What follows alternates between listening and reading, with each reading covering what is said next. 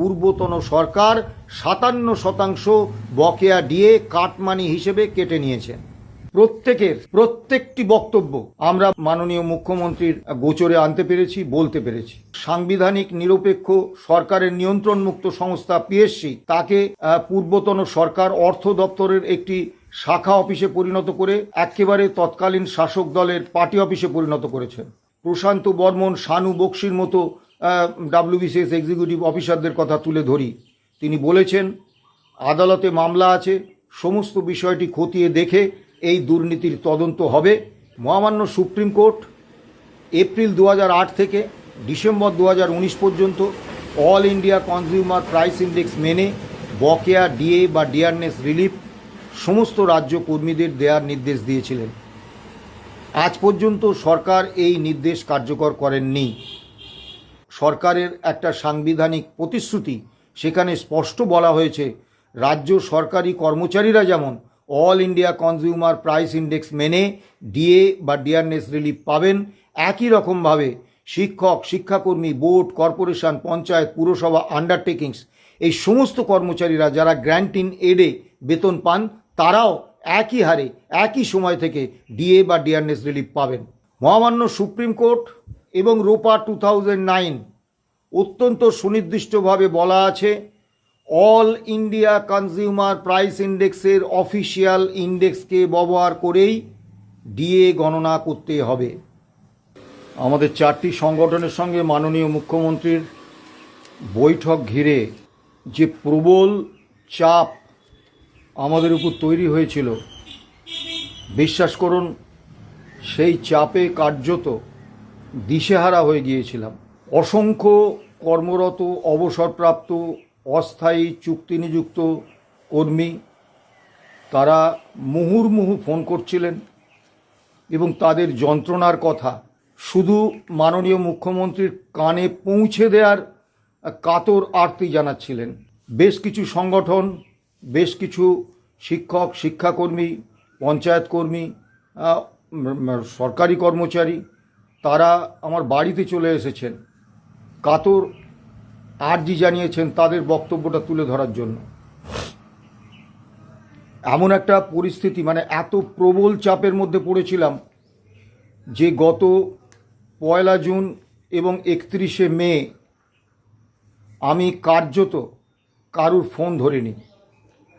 এই চাপ আরও বাড়ল যখন আমাদের সংগঠন কনফেডারেশন অফ স্টেট গভর্নমেন্ট এমপ্লয়িজের কেন্দ্রীয় কমিটির বৈঠকে এই মাননীয় মুখ্যমন্ত্রীর সঙ্গে বৈঠকে আমাদের ভূমিকা কি হবে, আমরা কি বলবো, এই নিয়ে যখন আলোচনা হলো, তখন কেন্দ্রীয় কমিটির অধিকাংশ সদস্য, বিশেষত উত্তর দিনাজপুরের জেলা সম্পাদক সুজোস মুখার্জি এবং আমাদের সংগঠনের সাধারণ সম্পাদক মলয় মুখোপাধ্যায় আমাকে বললেন, আমরা যারা স্থায়ী কর্মচারী আমরা তো একটা বেতন পাই, পেনশন পাই, কিন্তু যারা আক্ষরিক অর্থে হ্যাভ নটস, যাদের জীবন জীবিকা একেবারে চূড়ান্ত অনিশ্চয়তার পথে এবং যে অসংখ্য কর্মপ্রার্থী যুবক যুবতী তারা যে সরকারি চাকরির পরীক্ষায় বসার সুযোগটুকুও পাচ্ছে না, এদের কথাটা আমাদের যে কোনোভাবে হোক মাননীয় মুখ্যমন্ত্রীর কাছে তুলে ধরতে হবে। আমি ব্যক্তিগতভাবে আশঙ্কায় ছিলাম একটা নির্দিষ্ট এজেন্ডা ভিত্তিক বৈঠকে অন্য এজেন্ডার বাইরের বিষয় তোলা যাবে কি না। আজকে বলতে দ্বিধা নেই, আমি চাপমুক্ত, কারণ প্রত্যেকটি বক্তব্য আমরা মাননীয় মুখ্যমন্ত্রীর গোচরে আনতে পেরেছি, বলতে পেরেছি। বৈঠকে প্রথমেই মাননীয় মুখ্যমন্ত্রী তার বক্তব্য বলেন, তারপরই প্রথম আমাকে বলতে বলেন এবং আমি সেই সুযোগের সম্পূর্ণ সদ্ব্যবহার করেছি। দীর্ঘ সময় আমার বক্তব্য রেখেছি এবং আমার অন্য যে সহযোগী 3 সংগঠন ছিলেন তারা আমার এই দীর্ঘ বক্তব্যে কিন্তু কোনো রকম বাধা সৃষ্টি করেননি বা আপত্তি জানাননি। আর একটা বিষয় অত্যন্ত আনন্দের সঙ্গে বলবো যে 4টি সংগঠনই কিন্তু আমরা এক সুরে গতকাল কথা বলেছি। প্রথমেই বেকার কর্মপ্রার্থী যুবক যুবতী তাদের বিষয়ে আমরা আসি। এরা তো চাকরির পরীক্ষায় বসারই সুযোগ পাচ্ছেন না। আমরা মাননীয় মুখ্যমন্ত্রীকে আমি অত্যন্ত সুনির্দিষ্টভাবে বলি যে নিয়োগ করতে হবে এবং নিয়োগ করতে হবে। সরকারের নিয়ন্ত্রণে যে কোনো রিক্রুটমেন্ট এজেন্সি থাকলে গত 15 বছরের অভিজ্ঞতায় আমরা দেখেছি সেই রিক্রুটমেন্ট এজেন্সিতে শাসক দলের নিয়ন্ত্রণ থাকে এবং তাতে দুর্নীতিমূলক নিয়োগ, রাজনৈতিক নিয়োগ এবং স্বজনপোষণ, অনিয়ম অবশ্যম্ভাবী, তাকে আটকানো যায় না। আবার সাংবিধানিক নিরপেক্ষ সরকারের নিয়ন্ত্রণমুক্ত সংস্থা পিএসসি তাকে পূর্বতন সরকার অর্থ দপ্তরের একটি শাখা অফিসে পরিণত করে একেবারে তৎকালীন শাসক দলের পার্টি অফিসে পরিণত করেছেন। আমরা দাবি করি যে নতুন নিয়োগ করতে হবে এবং সেই নিয়োগে পাবলিক সার্ভিস কমিশনকে তার পরিকাঠামো বাড়িয়ে, তার কর্মী সংখ্যা বাড়িয়ে এবং তাকে অর্থ দপ্তরের আওতা থেকে বার করে এনে বাম সরকারের আমলে যেভাবে সাংবিধানিক নিরপেক্ষ স্বচ্ছ পেশাদারী সরকারের নিয়ন্ত্রণমুক্ত সংস্থা হিসেবে পিএসসি কাজ করত, সেই রকম পরিস্থিতি ফিরিয়ে দিতে হবে। তো মাননীয় মুখ্যমন্ত্রী অত্যন্ত সুনির্দিষ্টভাবে বলেছেন ডিসেম্বরের মধ্যে 2026 ডিসেম্বরের মধ্যে 50,000 রাজ্য কর্মী নিয়োগ করবেন তিনি। এবং আমার কথার উত্তরে উনি স্পষ্টভাবে জানিয়েছেন পিএসসির যে ব্যাপক দুর্নীতি এবং ডাব্লিউবিসিএস এক্সিকিউটিভ নিয়োগে 2017 এবং ওই সময়ে যে ব্যাপক দুর্নীতি হয়েছে, আমরা অত্যন্ত সুনির্দিষ্টভাবে আমি প্রশান্ত বর্মন, শানু বক্সির মতো ডাব্লিউবিসিএস এক্সিকিউটিভ অফিসারদের কথা তুলে ধরি। তিনি বলেছেন আদালতে মামলা আছে, সমস্ত বিষয়টি খতিয়ে দেখে এই দুর্নীতির তদন্ত হবে এবং আগামী 5ই জুন রাজ্য সরকার এই যে 50,000 কর্মী নিয়োগ করবেন ডিসেম্বরের মধ্যে, তাতে নিয়োগ পলিসি কী হবে সেটা তারা প্রকাশ করবেন এবং আশ্বাস দিয়েছেন আপনারা নিশ্চিত থাকতে পারেন যে স্বচ্ছভাবে নিরপেক্ষভাবে রাজনীতির নিয়ন্ত্রণ মুক্ত নিয়োগ হবে। আমরা অত্যন্ত আশ্বস্ত হয়েছি। এরপরে আসুন, কর্মচারীদের ক্ষেত্রে আমাদের সংগঠন মনে করে অর্থনৈতিক দাবি দেওয়ার থেকেও অধিকারগত এবং আত্মমর্যাদার বিষয়টা অনেক বেশি গুরুত্বপূর্ণ। আমি অত্যন্ত সুনির্দিষ্টভাবে বলেছি যে পূর্বতন সরকার পুলিশ কর্মী সহ অন্তত 6টি দপ্তরে ইউনিয়ন অ্যাসোসিয়েশন করার অধিকার কেড়ে নিয়েছেন। আমাদের দীর্ঘদিন লড়াই সংগ্রামের মাধ্যমে অর্জিত ট্রেড ইউনিয়ন এবং গণতান্ত্রিক অধিকারগুলি হরণ করেছেন। এগুলি সমস্ত আমাদের ফিরিয়ে দিন। সম্প্রতি আপনার সরকার যে মুখ্য সচিবের অফিস থেকে যে 139 নম্বর সিএস আদেশনামা বেরিয়েছে 19/5/2026, এটি একটি কালা কানুন এবং এতে কর্মচারীদের বাক স্বাধীনতা হরণের প্রয়াস রয়েছে। এই কালা সার্কুলার প্রত্যাহার করুন। সেই বিষয়ে মাননীয় মুখ্যমন্ত্রী বলেছেন এই আইন আপনাদের বিরুদ্ধে প্রয়োগ হবে না, এই আদেশনামা। আমি তাকে সুনির্দিষ্টভাবে বলি আদেশনামা থাকলে প্রয়োগের আশঙ্কা থেকেই যায়। কাজেই ডিটেলমেন্ট, প্রতিহিংসামূলক বদলির বিভিন্ন নির্দেশ বাতিল সহ সমস্ত এই ধরনের আইন প্রত্যাহার করতে হবে এবং যে চাকুরি বিধি আছে কর্মচারীদের পক্ষে অত্যন্ত প্রতিকূল, সেই চাকুরি বিধি সংশোধন করে সময় উপযোগী কর্মী অনুকূল চাকুরি বিধি তৈরি করতে হবে। সবথেকে বড় কথা, এই 139 নম্বর অর্ডারে বলা হয়েছে যে সরকারের আগাম অনুমতি নিয়ে এই কর্মচারীরা মুখ খুলতে পারবেন, সরকারের সমালোচনা করতে পারবেন। কিন্তু ডিআরও রুলসে বলা আছে সরকারের প্রায়র ইন্টিমেশন দিতে হবে। ইন্টিমেশন আর পারমিশন এক জিনিস নয়। এই বিষয়টি আমরা তুলে ধরেছি। মুখ্য সচিবকে মাননীয় মুখ্যমন্ত্রী বিষয়টি দেখার জন্য বলেছেন।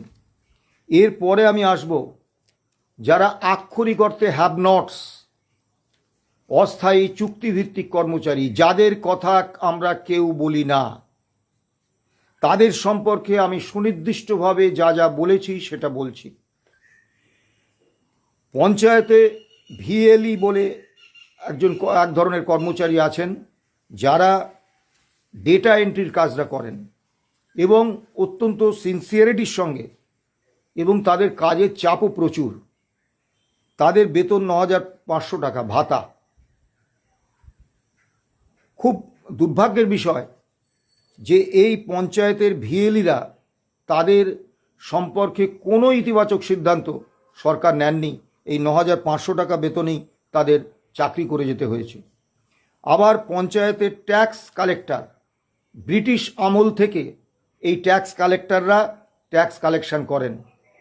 তাদের ক্ষেত্রে বেতন মাত্র 600 টাকা, মাসে 600 টাকা, এবং গ্রাম পঞ্চায়েতগুলো 150 টাকা তাদের ফান্ড থেকে দেয়, সেটাও অনিয়মিত।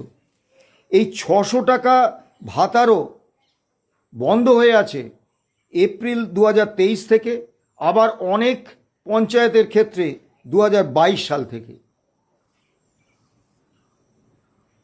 United West Bengal NSQF teachers association, তাদের সভাপতি, সাধারণ সম্পাদক এবং বেশ কিছু সদস্য আমার বাড়িতে এসেছিলেন। তারা একটা স্মারকলিপি তাদের দাবি সম্বলিত মাননীয় মুখ্যমন্ত্রীর হাতে তুলে দিতে বলেছিলেন। তারা 9, 10, 11, 12 এই 4টে ক্লাসে তারা স্কিল শিক্ষায় কম্পালসারি ইলেকটিভ স্কিল সাবজেক্ট 16টা, সেই 16টা কম্পালসারি স্কিল ইলেকট্রিক সাবজেক্ট পড়ান। এবং তারা শিক্ষক হিসেবে যারা এই নবম, দশম এবং একাদশ, দ্বাদশে স্থায়ী শিক্ষক হিসেবে নিযুক্ত আছেন, তাদের তুলনায় অত্যন্ত কম বেতন পান। তাদের বেতন মাত্র 20,000 টাকা, এবং গত 13 বছরে 1 নয়া পয়সা বেতন হয়নি। এই যে NSQF যে শিক্ষকরা, তাদের কিন্তু তারা উচ্চ শিক্ষিত এবং যোগ্যতা ভিত্তিক প্রতিযোগিতামূলক পরীক্ষা দিয়ে তারা নিয়োগ পেয়েছেন। তাদের বেতনটাও ফেব্রুয়ারি 2026 থেকে বন্ধ। মিড ডে মিল ওয়ার্কার, তারা 1666 টাকা বেতন পান। জীবিকা সেবকদের নিযুক্ত করা হয়েছিল কেন্দ্র রাজ্য যৌথ প্রকল্পে, যে তারা কর্মপ্রার্থী যুবক যুবতীদের কর্মসংস্থানের দিশা দেখাবেন, সরকারি চাকরির পরীক্ষা দেওয়ার উপযুক্ত করে তুলবেন এবং স্বনিযুক্তির বিভিন্ন উপায় তাদের বাতলে দেবেন।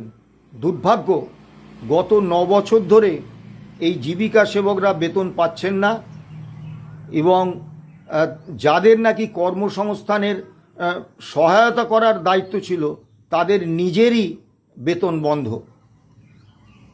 প্যারা টিচার, অতিথি শিক্ষক, এ ধরনের অসংখ্য, ভিলেজ পুলিশ, সিভিক ভলেন্টিয়ার ইত্যাদি অসংখ্য, কর্মবন্ধু, এরকম অসংখ্য প্রায় 5.5 লক্ষাধিক চুক্তি নিযুক্ত কর্মী রয়েছে, যাদেরকে পূর্বতন সরকার অত্যন্ত একেবারে কৃতদাস মালিকের ঢঙে নামমাত্র বেতন বা মজুরিতে সরকারি কাজ করিয়ে নিতেন, কোনো রকম সামাজিক সুরক্ষা ছাড়া। আমি আজকে অত্যন্ত চাপমুক্ত হয়ে আনন্দের সঙ্গে আপনাদের বলছি, আপনাদের প্রত্যেকের কথা আমি মাননীয় মুখ্যমন্ত্রীর কানে তুলে দিতে পেরেছি।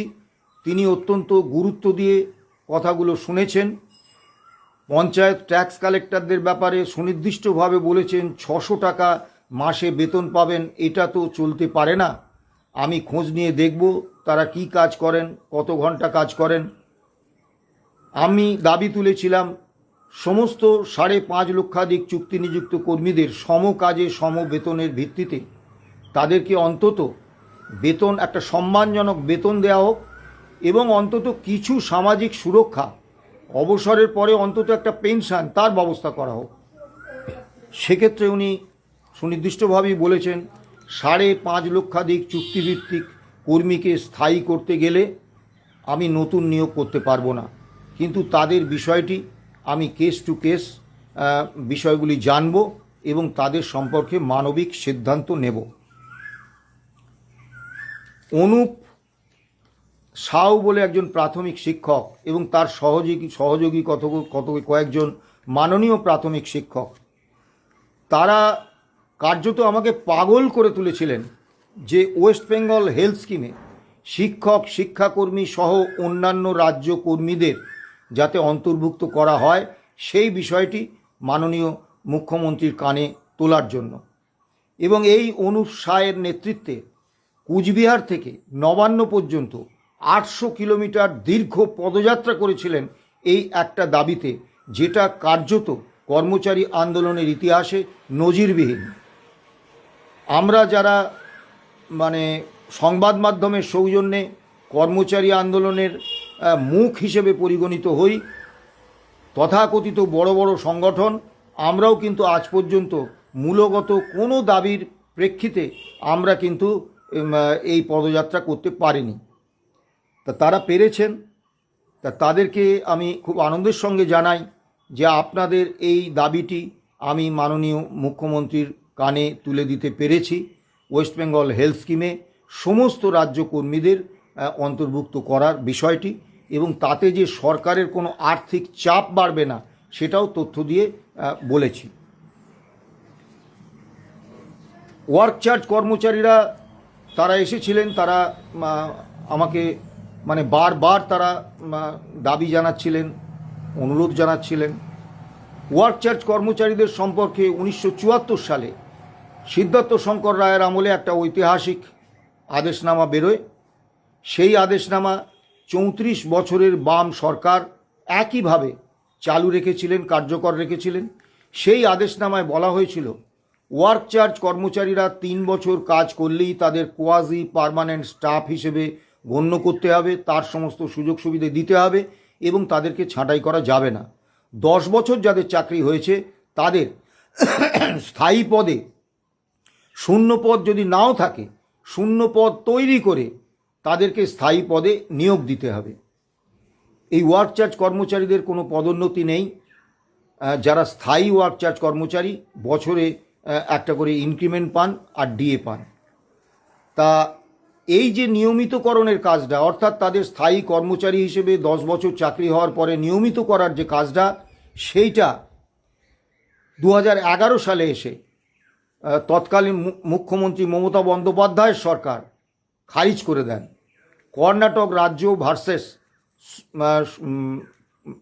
উমাদেবী অ্যান্ড আদার্স এই মামলার একটি রায় দেখিয়ে, এই মামলার রায়টি ভুলভাবে প্রয়োগ করে এই ওয়ার্ক চার্জ কর্মচারীদের রেগুলারাইজেশনের কাজটা, নির্দেশটা বাতিল করে দেওয়া হয়। Umadevi and others versus state of Karnataka এই মামলায় কোথাও বলা নেই যে রাজ্য যে সমস্ত নিয়োগ করেছে রাজ্যের নিয়োগ আইন মেনে সেগুলোকে বাতিল করতে হবে, বা সেগুলোতে যে রেগুলারাইজেশনের কথা বলা আছে সেগুলোকে বাতিল করতে হবে। ওই মামলার রায়ে সুপ্রিম কোর্ট অত্যন্ত সুনির্দিষ্টভাবে বলেছেন সিভিল পোস্ট এবং সিভিল সার্ভিসে নিয়োগটাকে ফেয়ার করতে হলে পাবলিক সার্ভিস কমিশন এবং ইউনিয়ন পাবলিক সার্ভিস কমিশনের মধ্যে নিয়োগ করতে হবে। কিন্তু কোথাও বলেননি পাবলিক সার্ভিস কমিশন বা ইউনিয়ন পাবলিক সার্ভিস কমিশনের বাইরে কোনো নিয়োগ কেন্দ্র সরকার বা রাজ্য সরকার করতে পারবেন না। তা আমরা তাদের বিষয়টা তুলে ধরেছি এবং তাদের এই বকেয়া ডিএর আওতাতেও আনা হয়নি, সে বিষয়টা আমরা তুলে ধরেছি। সার্বিকভাবে 5.5 লক্ষাধিক সমস্ত চুক্তিভিত্তিক কর্মীর যন্ত্রণার কথা বিস্তারিতভাবে বলার সুযোগ আমাকে মাননীয় মুখ্যমন্ত্রী দিয়েছেন, অনেক সময় দিয়েছেন। আমি কৃতজ্ঞ এবং তাদের প্রত্যেকের কথাটা আমি তুলে ধরতে পেরেছি। এই জন্য আমি নিঃসন্দেহে আজকে চাপমুক্ত। তাদের সম্পর্কে কতটা কি করবেন রাজ্য সরকার সেটা ভবিষ্যতই বলে দেবে, কিন্তু তাদের যন্ত্রণার কথাটা সরকারের সর্বোচ্চ নেতৃত্বের কাছে যে আমি পৌঁছে দিতে পেরেছি আপনাদের আশীর্বাদে, এই জন্য আমি খুবই চাপমুক্ত এবং খুব আনন্দিত। এবারে আসুন যে বিষয়টার জন্য গতকালকের মিটিং ডাকা হয়েছিল। কালকের মিটিংয়ের এজেন্ডা ছিল confederation of state government employees and others versus state of West Bengal and others এই মামলার রায় এবং 3টি কন্টেম্পট পিটিশন এই বিষয়ে আলোচনা। আমি আবারও বলছি, মাননীয় মুখ্যমন্ত্রীর কাছে আমি কৃতজ্ঞ। সাধারণত এই ধরনের বৈঠকে এজেন্ডার বাইরে কোনো আলোচনা করার সুযোগ থাকে না, কিন্তু তিনি আমাকে দীর্ঘ সময় দিয়েছেন এজেন্ডার বাইরে অন্যান্য বিষয়গুলো নিয়ে আলোচনা করার জন্য। আমি তার কাছে কৃতজ্ঞ। এবং তাকে আমি যখন তিনি বলেন যে কর্মচারীদের সঙ্গে এই রকমই আলাপ আলোচনা চলবে, আমি তাকে সুনির্দিষ্টভাবে বলি, কেন্দ্র এবং অন্যান্য একাধিক রাজ্যে যে জয়েন্ট কনসালটেটিভ কমিটির মেশিনারি আছে, যেখানে কর্মচারী, তাদের প্রতিনিধি এবং সরকার পক্ষের প্রতিনিধিরা নিয়মিত বৈঠক করে আলাপ আলোচনা করেন, পারস্পরিক মত বিনিময় করেন, সেই মেশিনারিটা কার্যকর করার জন্য উনি এখনই আলাপ আলোচনার একটা প্রক্রিয়ার কথা বলেছেন এবং এই বিষয়টা মাথায় রেখেছেন। এই জয়েন্ট কনসালটেটিভ কমিটি হলে ধারাবাহিক আলোচনার একটা সুযোগ কর্মী পক্ষের সঙ্গে সরকার পক্ষের থাকবে এবং পারস্পরিক মত বিনিময় করা যাবে। এবারে যে মূল বিষয়টা, আপনারা সকলেই জানেন, মহামান্য সুপ্রিম কোর্ট এপ্রিল 2008 থেকে ডিসেম্বর 2019 পর্যন্ত all India consumer price index মেনে বকেয়া ডিএ বা ডিয়ারনেস রিলিফ সমস্ত রাজ্য কর্মীদের দেওয়ার নির্দেশ দিয়েছিলেন। আজ পর্যন্ত সরকার এই নির্দেশ কার্যকর করেননি। রোপা 2009-এর যে রোপা 2009-এর উপরে আমরা মামলা করেছি, সেই 9-এর 25 নম্বর পাতায় অত্যন্ত সুনির্দিষ্টভাবে পূর্বতন অর্থমন্ত্রী ডক্টর অসীম দাশগুপ্ত বলে গেছেন, লিপিবদ্ধ করে গেছেন এবং সংবিধানের 311 নম্বর ধারা অনুসারে সেটা সরকারের একটা সাংবিধানিক প্রতিশ্রুতি। সেখানে স্পষ্ট বলা হয়েছে, রাজ্য সরকারি কর্মচারীরা যেমন all India consumer price index মেনে ডিএ বা ডিয়ারনেস রিলিফ পাবেন, একই রকমভাবে শিক্ষক, শিক্ষাকর্মী, বোর্ড, কর্পোরেশন, পঞ্চায়েত, পুরসভা, আন্ডারটেকিংস, এই সমস্ত কর্মচারীরা যারা গ্র্যান্ট ইন এডে বেতন পান, তারাও একই হারে একই সময় থেকে ডিএ বা ডিয়ারনেস রিলিফ পাবেন। কিন্তু আজ পর্যন্ত 3টি অর্ডার তাদের জন্য বেরিয়েছে, কিন্তু আজ পর্যন্ত একজনও গ্র্যান্ট ইন এডের কর্মরত বা অবসরপ্রাপ্ত কর্মচারীর অ্যাকাউন্টে এই বকেয়া ডিএর কোনো টাকা এখনও ঢোকেনি। আমরা বিষয়টা সুনির্দিষ্টভাবে উল্লেখ করেছি, অন্যান্য সংগঠনও বলেছেন এবং মাননীয় মুখ্যমন্ত্রী বিষয়টি চিফ সেক্রেটারি এবং ফিনান্স সেক্রেটারিকে দেখার জন্য বলেছেন, অতি দ্রুত ব্যবস্থা নেওয়ার জন্য বলেছেন। আমরা আশা করছি যে গ্র্যান্ট ইন এডে কর্মরত, আন্ডারে কর্মরত এবং অবসরপ্রাপ্ত কর্মীরা তারা খুব শীঘ্রই এই বকেয়া ডিএর টাকা পেতে চলেছেন। কেএমসি এলাকায়, কলকাতা মিউনিসিপ্যাল কর্পোরেশন এলাকায় যেসব রাজ্য সরকারি পেনশনার পেনশন তোলেন, তারা কিন্তু এপ্রিল মাসের 2 তারিখে যারা যেসব রাজ্য সরকারি পেনশনার জেলার ট্রেজারিগুলো থেকে পেনশন নেন, তাদের অ্যাকাউন্টে টাকা ঢুকেছে, ভুল হিসেবে ঢুকেছে, কিন্তু টাকা ঢুকেছে। আজকে 2রা জুন এখনও পর্যন্ত কেএমসি এলাকার কোনো পেনশনারের অ্যাকাউন্টে কিন্তু টাকা ঢোকেনি। আমরা দীর্ঘদিন ধরে এটা নিয়ে সক্রিয় আছি। আমরা এজি অফিসে গেছি, আমরা বিভিন্ন ব্যাংক কর্তৃপক্ষের হেড অফিসে গেছি, আমরা অর্থ দপ্তরের অর্থ সচিবকে ইমেল করেছি, তাকে জানিয়েছি, কিন্তু কোনো সুরাহা হচ্ছিল না। গতকাল বৈঠকে মাননীয় অর্থ সচিব যেটা বললেন যে ব্যাংকগুলো এই পেনশনারদের ডেটা দিতে পারছে না বলে কেএমসি এলাকার ব্যাংকে যারা পেনশন তোলেন তাদের অ্যাকাউন্টে এই টাকাটা দেয়া যাচ্ছে না। আমরা অত্যন্ত সুনির্দিষ্টভাবে বলেছি যে 2015 পর্যন্ত কোষা নামক সিস্টেমে বেতন হতো এবং তার ডেটা বেস সরকারের কাছে আছে। আবার 2016 পর থেকে এইচআরএমএস পোর্টালে তাদের বেতন হয়েছে, পেনশন হয়েছে, কাজেই বেতন হয়েছে, কাজেই তাদের সম্পূর্ণ তথ্য রাজ্য সরকারের কাছে আছে। কাজেই ব্যাংক তথ্য দেবে, তারপর তারা পাবেন, এইটা কিন্তু কোনো যুক্তিগ্রাহ্য বিষয় নয়। সেক্ষেত্রে মাননীয় মুখ্যমন্ত্রী বলেছেন আপনারা খুব তাড়াতাড়ি ব্যাংক কর্তৃপক্ষ এবং এই যে কোষা এবং কোষার ডেটা ভান্ডার যে সংস্থার কাছে আছে সেই সংস্থা, আপনারা সবাই মিলে বৈঠক করে এমন একটা ব্যবস্থা করুন যাতে 7 দিনের মধ্যে কেএমসি এলাকার যে ব্যাংক থেকে যে সরকারি পেনশনাররা পেনশন তোলেন তাদের পেনশনটা দেওয়া যায়। এরপরে এই বিষয়ে আমি যে বিষয়টা উল্লেখ করি যে ওয়ার্ক চার্জ কর্মচারী এবং ডেলি রেটেড যে কর্মচারী তাদেরকে কিন্তু এই বকেয়া ডিএ টাকার আওতায় আনা হয়নি, তাদেরকেও কিন্তু তাদের জন্য কোনো আদেশনামাও জারি হয়নি, অথচ এনারা কিন্তু ডিএ পান এবং ডেলি রেটেড কর্মচারীদের ডিএ বৃদ্ধির সঙ্গে সঙ্গে তাদের ডেলি ওয়েজে একটা নির্দিষ্ট অর্থাঙ্কের টাকা বাড়ে। তা আমরা এটা উল্লেখ করেছি, উনি মাননীয় মুখ্যমন্ত্রী অর্থ সচিবকে বিষয়টি দেখার জন্য বলেছেন। এরপরে যে বিষয়টা নিয়ে আমরা সবথেকে বেশি সোচ্চার হয়েছি প্রতিটি সংগঠনে, সেই বিষয়টা হচ্ছে রাজ্যের অর্থ দপ্তর পূর্বতন সরকারের আমলে প্রতারণামূলক, বৈষম্যমূলক, বঞ্চনামূলক এবং বিভ্রান্তিমূলক একটা ফর্মুলায় 16 থেকে 19 পর্যন্ত বকেয়া ডিএ এবং ডিআরএস রিলিজ করেছেন এবং এটা পুরোপুরি সুপ্রিম কোর্টের রায়ের একেবারে বিপরীত।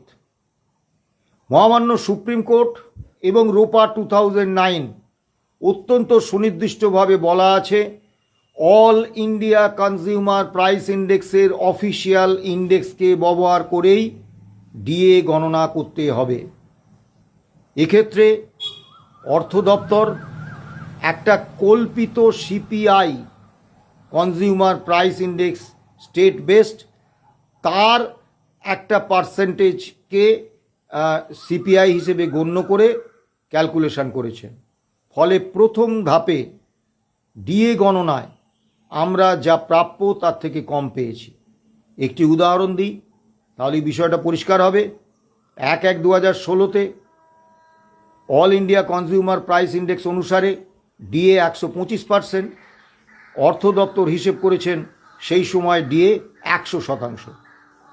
দ্বিতীয় যে বিষয়টায় বঞ্চনা করেছেন সেটা হচ্ছে রোপা 2009 অত্যন্ত সুনির্দিষ্টভাবে বলা আছে ডিএ ক্যালকুলেশন করতে হবে বেসিক পে, তার সঙ্গে গ্রেড পে এবং তার সঙ্গে ডাক্তারবাবুদের ক্ষেত্রে নন প্র্যাকটিসিং অ্যালাউন্স যোগ করে যে অর্থাঙ্কটা হবে সেই অর্থাঙ্কের উপরে। কিন্তু অর্থ দপ্তর হিসেব করেছেন শুধু বেসিক পের উপরে। ফলে আমরা দ্বিতীয় দফায় বঞ্চিত হয়েছি। তৃতীয় বঞ্চনা, এটা মহামান্য স্যাট, হাইকোর্ট এবং মহামান্য সুপ্রিম কোর্টে সরকারও স্বীকার করে নিয়েছেন এবং এটা স্বীকৃত সত্য যে 1982 সালকে 100 পয়েন্ট মূল্যসূচক ধরে 1/4/2008 536 পয়েন্ট এআইসিপিআই এর উপর ডিএ গণনা হবে, বেতন কমিশন হবে এবং ষষ্ঠ বেতন কমিশন পূর্বতন সরকার বসিয়েছিলেন। কিন্তু এই 536 পয়েন্ট এআইসিপিআই এর উপর ভিত্তি করেই। কিন্তু দুর্ভাগ্যের বিষয়, অর্থ দপ্তর কোথা থেকে 536-এর বদলে একটা 605 এআইসিপিআই ধরে এনেছেন, যেটা কোথাও কোনো জায়গায় তার কোনো প্রামাণ্য নথি নেই। ফলে কি হয়েছে, ভগ্নাংশে দেখবেন লব আর হরে যদি নিচেরটা অর্থাৎ হরটা যদি বেশি হয় তাহলে কিন্তু অর্থাঙ্ক আসে কম। এই তৃতীয় কায়দায় আমরা বঞ্চিত হয়েছি। ফলে যে কর্মরত এবং অবসরপ্রাপ্ত রাজ্য সরকারি কর্মচারীদের এই বকেয়া ডিএর টাকা 2019 থেকে 2016 থেকে 2019 পর্যন্ত দেওয়া হয়েছে, সেখানেও কিন্তু যা তার প্রকৃত প্রাপ্য তার 43% মাত্র দেওয়া হয়েছে। পূর্বতন সরকার 57% বকেয়া ডিএ কাটমানি হিসেবে কেটে নিয়েছেন। আমরা এই বিষয়টা অত্যন্ত সুনির্দিষ্টভাবে বলেছি এবং আমাদের উদ্বেগ প্রকাশ করেছি যে হঠাৎ করে দেখলাম কোনো সরকারি আদেশনামা ছাড়াই পেনশনারদের অ্যাকাউন্টে 2008 থেকে 2015 পর্যন্ত বকেয়া ডিএর একটা টাকা ঢুকে গেল, এবং এই টাকাটাও কিন্তু গণনা করা হয়েছে ওই ভুল হিসেবে। তাহলে কি এই ভুল হিসেবটাকে সরকার মান্যতা দিতে চাইছে নতুন সরকার? মাননীয় মুখ্যমন্ত্রী বলেছেন মুখ্য সচিব এবং অর্থ সচিবকে বিষয়টি নিয়ে দেখতে, মালহোত্রা কমিটির সঙ্গে আলোচনা করতে, এবং অত্যন্ত সুনির্দিষ্টভাবে বলেছেন যে সরকার আদালতে কর্মীদের সঙ্গে লড়াইয়ের ময়দানে থাকতে চায় না। মালহোত্রা কমিটি যেমন যেমন বলবে, যা যা নির্দেশ দেবে, সেই নির্দেশ অক্ষরে অক্ষরে পালন করবেন সরকার। ফলে আমরা আশ্বস্ত, কিন্তু একটা জিনিস আমরা অভিজ্ঞতা থেকে জানি, মাননীয় মুখ্যমন্ত্রী যতই সদিচ্ছা প্রদর্শন করুন, অর্থ দপ্তরে যে আমলারা বসে আছেন, পদস্থ আমলারা, আমরা অভিজ্ঞতা থেকে দেখেছি তাদের একাংশ, উচ্চপদস্থ আমলাদের একাংশ ব্যক্তিগতভাবে মনে করেন সরকারি কোষাগার থেকে কর্মচারীদের কোনো প্রাপ্য দেয়া হলে সেটা তাদের ব্যক্তিগত পকেট থেকে যাচ্ছে। ফলে তারা বিভিন্ন কায়দা কানুন করে কর্মচারীদের বঞ্চিত করার চেষ্টা করেন। এবং এদিনও মাননীয় অর্থ সচিব প্রভাত মিশ্র যে ভুল হিসেবে এই ডিএটা দেয়া হয়েছে বা ডিয়ারনেস রিলিফটা দেয়া হয়েছে, সেটা জাস্টিফাই করার চেষ্টা করেছেন। আমরা তীব্র প্রতিবাদ করেছি। তখন মাননীয় মুখ্যমন্ত্রী বলেছেন, আপনারা বিষয়টা দেখুন, স্বচ্ছতার সঙ্গে এই সরকার কাজ করবে। এবারে মামলায় যে কন্টেম্প পিটিশন আমরা করেছি, এখনই আমরা সেটা তুলে নিচ্ছি না, কারণ মাননীয় মুখ্যমন্ত্রী বলেছেন তিনি কতটা কার্যকর করেন আমরা দেখে নেব। আগামী 22শে জুলাই পরবর্তী মামলার ডেট। 22শে জুলাইয়ের আগে সরকার নিশ্চয়ই যে বক্তব্য মাননীয় মুখ্যমন্ত্রী বলেছেন সেই অনুসারে কাজ করবেন। তাতে যদি সরকারের সঙ্গে তো লড়াই করাটা আমাদের উদ্দেশ্য নয়। আগের সরকার এআইসিপিআই অনুসারে ডিএ বা ডিয়ারনেস রিলিফ দিতে অস্বীকার করেছিলেন, কর্মচারীদের অধিকার হিসেবে এটাকে মানতে অস্বীকার করেছিলেন, সেই কারণেই আমাদের মামলা করতে হয়েছিল। কাজেই সরকার যদি মামলার রায় কার্যকর করে দেন, তাহলে সরকারের বিরুদ্ধে আমাদের কোনো অভিযোগ থাকবে না, এবং আমরা কন্টেম্প পিটিশন আমরা তুলে নেব। কিন্তু এখনই আমরা তুলছি না, তার কারণ আমরা দেখে নিতে চাইছি মাননীয় মুখ্যমন্ত্রীর যে প্রতিশ্রুতি, সেই প্রতিশ্রুতি অর্থ দপ্তরের অফিসাররা কতটা কার্যকর করেন। এরপরে যে বিষয়টা উনি স্বতঃপ্রণোদিত হয়েই বলেছেন, আমরা তুলেছিলাম পে কমিশনের কথা এবং 42% বকেয়া ডিএর কথা। তার উত্তরে উনি সুনির্দিষ্টভাবে বলেছেন যে ডিসেম্বর 2026-এর মধ্যে সপ্তম রাজ্য বেতন কমিশন তার সুপারিশ জমা দিয়ে দেবে, রূপা 2020 তৈরি হবে, এবং কর্মচারী এবং অবসরপ্রাপ্ত কর্মচারীরা 1 জানুয়ারি 2027 থেকে সপ্তম রাজ্য বেতন কমিশনের সুপারিশকৃত বর্ধিত বেতন, ভাতা এবং পেনশন পেয়ে যাবেন। এটা যদি কার্যকর হয়, আমরা নিশ্চয়ই সরকারকে ধন্যবাদ জানাবো, কৃতজ্ঞতা জানাবো। ডিএর প্রসঙ্গে উনি বলেছেন একসঙ্গে 42% ডিএ আমি দিতে পারবো না, কিন্তু আগামী 22-এ আমরা ডিএর সম্পর্কে অত্যন্ত সুনির্দিষ্টভাবে আমি বলেছিলাম যে মাননীয় মুখ্যমন্ত্রী বা অর্থমন্ত্রী বা সরকারের সদিচ্ছার উপর ডিএর বিষয়টা ছেড়ে দিলে ডিএ বঞ্চনার শিকার কর্মচারীরা হবে। তাই একটা স্ট্যান্ডিং অর্ডার করুন যে all India consumer price index অনুসারে ডিএ পাওয়াটা কর্মচারীদের অধিকার, এই হারেই ডিএ দেবে। উনি বলেছেন আগে আমি এই 42% ডিএ ক্লিয়ার করি, তারপরে আপনাদের এই প্রস্তাব আমি নিশ্চয়ই ভেবে দেখব। তিনি বলেছেন 42% ডিএ আমি একসঙ্গে দিতে পারবো না, কিন্তু আগামী 22শে জুন রাজ্য বাজেট প্রস্তাবের দিন আমি 2%, 4% এরকম ডিএ দেব না, একটা ভালো অ্যামাউন্টের ডিএ আমি দেব। এবং বেতন কমিশনের রায় যেহেতু 1 জানুয়ারি 2027-এর মধ্যে কার্যকর হয়ে যাচ্ছে, তাই তার মধ্যেই এই 42% ডিএ মিটে যাবে। এখন আমরা 22শে জুনের দিকে তাকিয়ে থাকব। সব শেষে একটা কথা অবশ্যই বলবো, সেটা হচ্ছে আমরা বারবার কনফেডারেশনের পক্ষ থেকে বলে এসেছি, আমাদের জন্মলগ্ন থেকে, কোনো সরকার কর্মচারীদের স্থায়ী বন্ধু বা স্থায়ী শত্রু হতে পারেন না। সরকার মালিক, কর্মচারীরা শ্রমিক। শ্রমিক মালিক চিরন্তন দ্বন্দ্বের ইতিহাস। সরকার ভালো কাজ করলে তাকে কর্মচারীরা সমর্থন করবেন, আবার কর্মী বিরোধী সিদ্ধান্ত নিলে তার বিরুদ্ধে আন্দোলন করবেন, প্রতিবাদ করবেন এবং প্রয়োজনে আইনি সাহায্য নেবেন। তা সেই অবস্থাটার কিন্তু কোনো পরিবর্তন হচ্ছে না, কারণ আজকে সবে শুরু হয়েছে। মাননীয় মুখ্যমন্ত্রী তার প্রতিশ্রুতিগুলি দিয়েছেন, সেই প্রতিশ্রুতির কতটা কার্যকর হয় সেটা আমাদের দেখে নিতে হবে। সরকার যদি আমাদের কর্মী স্বার্থ দেখেন, সরকারকে গঠনমূলক সহযোগিতা দিতে কনফেডারেশন অফ স্টেট গভর্নমেন্ট এমপ্লয়িজের কোনো আপত্তি নেই, কোনো বাধা নেই। আবারও শেষ করব মাননীয় মুখ্যমন্ত্রীকে ধন্যবাদ এবং কৃতজ্ঞতা জানিয়ে, সঙ্গে যে 3টি সংগঠন আরও আমরা ছাড়াও আজকের এই বৈঠকে ছিলেন, তারা যে আমাদের সুরে একসঙ্গে কথা বলেছেন, একই সুরে আলোচনা করেছেন, তার জন্য তাদের কাছেও আমি কৃতজ্ঞ। ভালো থাকবেন, সুস্থ থাকবেন। নমস্কার।